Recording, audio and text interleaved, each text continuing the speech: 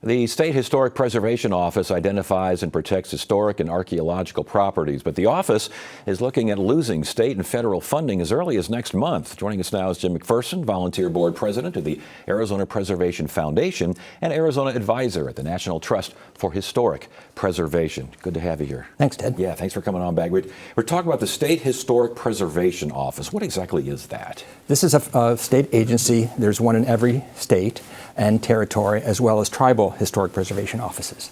And what they do is make sure that projects that may influence historic buildings or archaeological sites are well planned for in the future. Water, infrastructure, highways, broadband. They all need a component to check on how they're affected by the history or the archaeology. Okay, and now the office is facing a possible shutdown, and I mentioned it maybe as early as next month? Yes. What's going on here? Okay. So when Congress appropriated funds to all the state historic preservation offices, they go to the agency. In this case, it's the Department of Interior.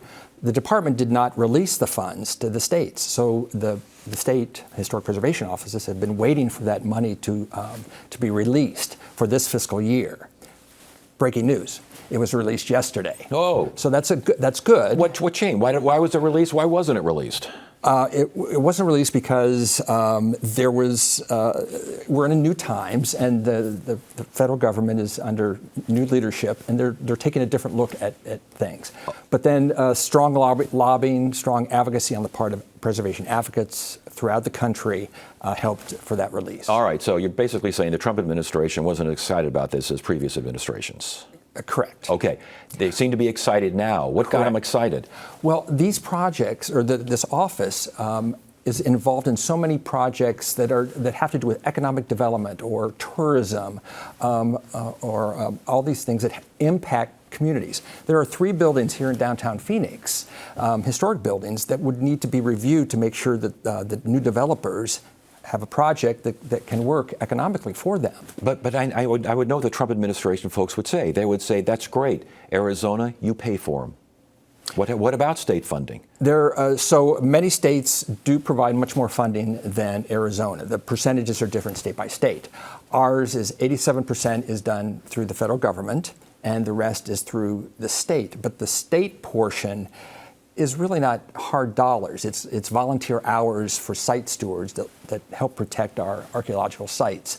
So we were asking for gap funding for this period before the next fiscal year, that funds can be used from the state parks revenue fund, which has significant monies. Right. That in case the money didn't come from the federal government, the state would pick up that portion for this fiscal year.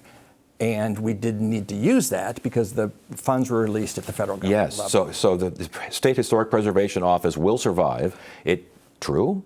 True, but we have to think, all of us have to think about the next fiscal year. Right. The government, and this is education, public television, yes. All factors have to now make their case to the federal government to make sure that the funding for next year In making your case, things like broadband, things like transportation, things you don't think about when you think historic preservation, those things are factors, are they not? They're factors. I mean, we're talking about a staff of 12, 1.1 million, and these projects, including highways, would be in the billions. And if they're not reviewed properly here at the state, and they do a great job, they would have to go to the federal government.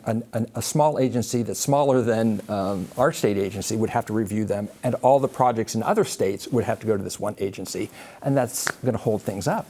Okay, so what's next in all this? What do you want to see done?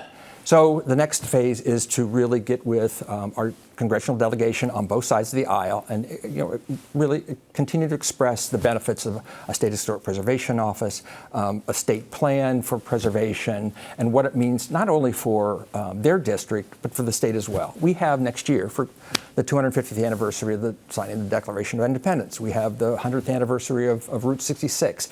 These are They're efforts that help build up our community, and they need to be staffed, and we all need to come together, but we need to do it together. And then also the factor that these projects are in so many rural communities. And, yes. we talk about how do we keep young people in rural Arizona. You need to have jobs, you need to have education, schools, but you also need to have a quality of life. And historic preservation is one of those things that really help to build community. You bet. Jim McPherson, Arizona Preservation Foundation. Well, you made a pretty good case here.